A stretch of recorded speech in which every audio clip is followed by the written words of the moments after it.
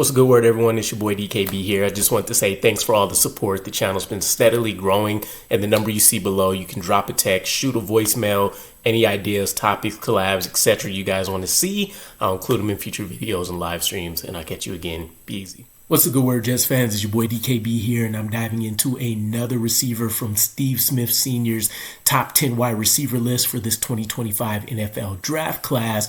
And today we have Iowa State's wide receiver Jayden Higgins, and I'm intrigued by him, right? I think any of the wide receivers that are in that classic X mold kind of build, right? The size, speed, product guys as probably the best complementary weapon for someone like Garrett Wilson.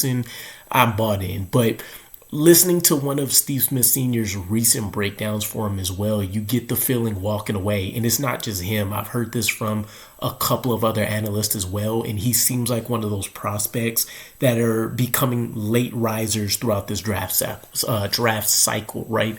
It seems like he could end up walking away when it's all said and done, being the best wide receiver out of this draft class if he's capable of putting some things together, maybe displaying some things that necessarily didn't pop up throughout his tenure with Iowa State. But this is another JUCO route type guy. You guys know I love my underdog stories here, but coming in at 6'4" and about 214 pounds, he led his team in touchdowns. This is going back to Eastern Kentucky as well as Iowa State, but he led his team in touchdowns as a sophomore with Eastern Kentucky, and then again as a senior with Iowa State in the Power 5. He also ended up leading Iowa State in receiving yards as a junior, and he created a pretty elite tandem with another receiver that's probably going to be rising throughout this cycle as well, Jalen Noel.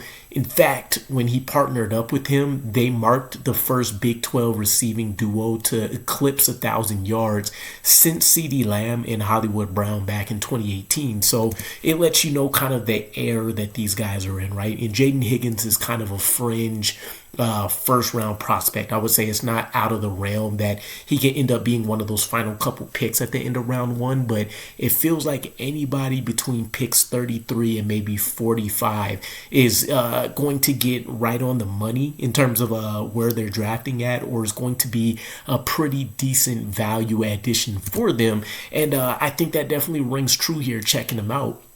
You look at some numbers that really impress about him, and you can't forget, as part of his underdog story here, this is a guy that the ratings for this was a little iffy, but he was either a 0-star recruit or he was a 2-star recruit, just based on what kind of I guess system that you're looking at. But overall, not a highly touted guy coming out of high school. He turned that into a career where he only had a 3% drop rate on 350 targets.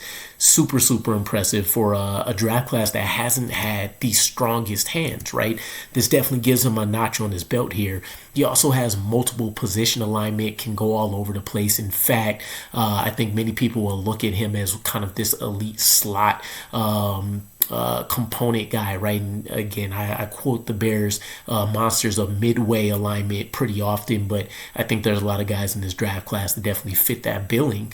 Has a basketball background. As with a lot of these guys, I think you see that come up on tape pretty often for him. And one thing that he does have that's going to separate him from a lot of these other guys, he has the largest hand size among wide receivers this year, and it definitely shows. You see him pluck the ball out of the air, you see him be able to tuck that thing away, and he really does kind of transition into that basketball mode where once he gets the ball, it's kind of like looking at him going on a fast break. You can kind of see some crossover tendencies and stuff in there as well. So stuff like that gets me pretty hyped up, especially when you look at these bigger, stronger, faster type guys. And there's not a receiver in that X body build that brings the complete package per se. And I would say Jayden is probably a guy that fits into that nugget as well. A little bit more physical than someone like Ted McMillan is, for example, but still hasn't really reached that pedigree of just kind of being a mauler out there for what his size says he should be. But his senior year put up another great season for himself. 87 receptions for 1,183 yards and 9 touchdowns.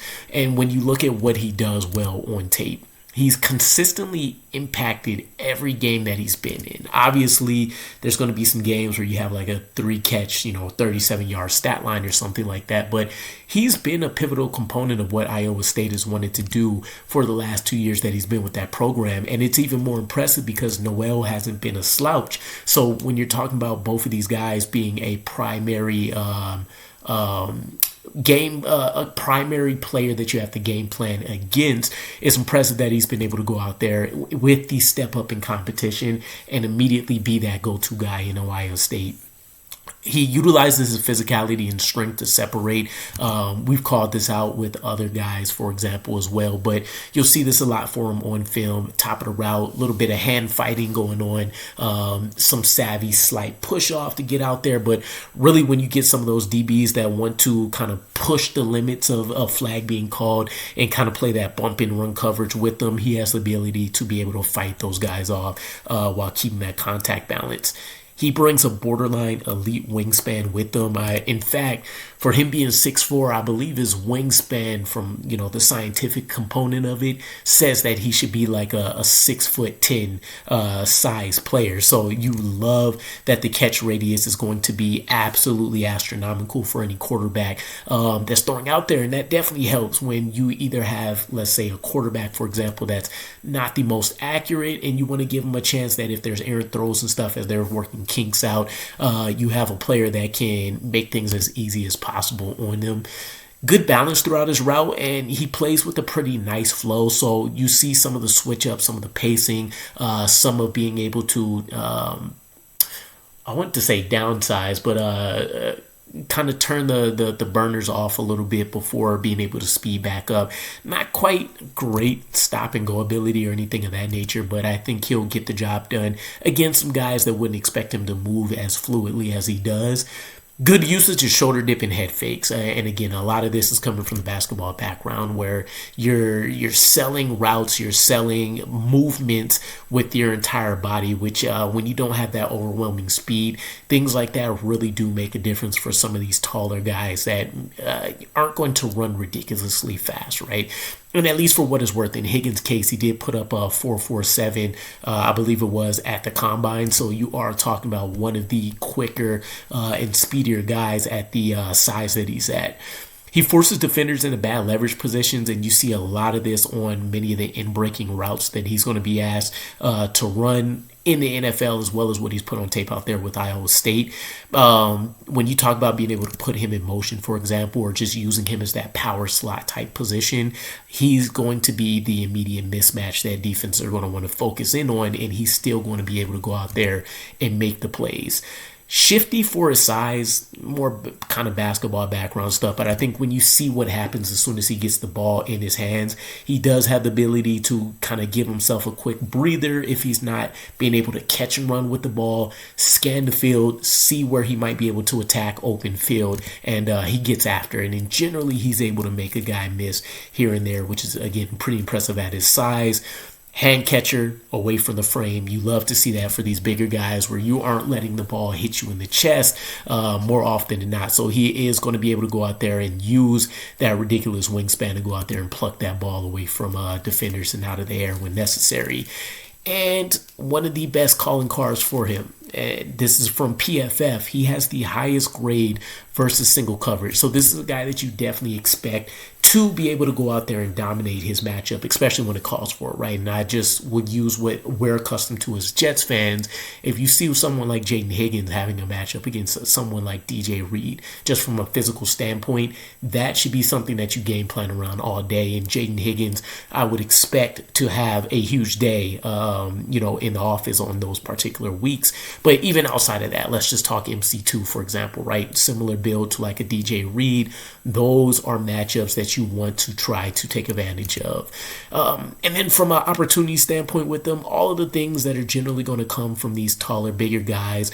In his case specifically, I do think there's flashes of him being able to kind of sink hips and stuff like that. But for the most part, it definitely feels like he has stiff hips that are reasonable enough to say that you may have to limit the kind of route concepts that you give him, at least consistently, until he's either able to open that up a little bit, become a little bit more flexible, or he just ends up proving right that you aren't going to be able to win a lot of those particular routes, and so you just don't give it to him, right? And you want to try not to phase him out of the playbook based on what he's capable of doing from a physical standpoint, but something to be concerned about. Again, with a lot of these bigger guys as well, doesn't cleanly disengage from press coverage. So for these guys that aren't going to be overwhelmingly fast, as we talked about in many of these cases, you don't want them spending an additional 1.5, 2 seconds just trying to get off the line of the scrimmage before they even get a chance to try to break on their routes or anything like that.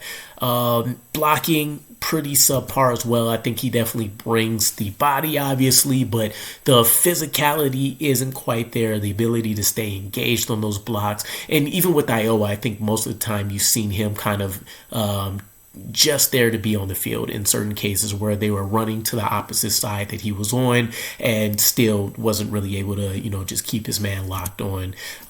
So something that we'll have to ideally work on. And he could end up just being looked at as a big slot player. I think with us bringing Ingstring over from the Lions, you are able to open up the imagination a little bit more just based on what his history has been, and imagine that he'll be more likely to want to put these guys in a couple other positions and wait to either be proven right or be proven wrong. But he could ultimately just end up being looked at as a big slot, which isn't necessarily a huge detractor, but for a guy that has, again, the X body type where you expect him to truly be a boundary receiver that can also win on the inside, it would be a little bit of a tough miss for him to just end up ultimately becoming a slot guy. And then in terms of comparisons for him, he's intriguing. Xavier Hutchinson's been thrown out for a lot of these guys, but two names that I think definitely fit reasonably well for him is Andre Iosivas, and then Kenny Galladay as kind of those upper ranges and maybe just the average range that you will look at for someone like Jayden Higgins here. So let me know what you guys think. I do believe that he could be a big lottery ticket item for whatever team picks him up. Still probably some names out there that I would be a little bit more intrigued by, but Jayden Higgins is actually rising for me. By checking him out today, I would say he's probably second or third in terms of my only receiver category for some of these guys that we reviewed so far. But let me know what you guys think. Would this be your second round pick, or would you wait to see if maybe he falls to the third or try to trade back up into the second once again? But let me know what you guys think, and I'll catch you again. Peace.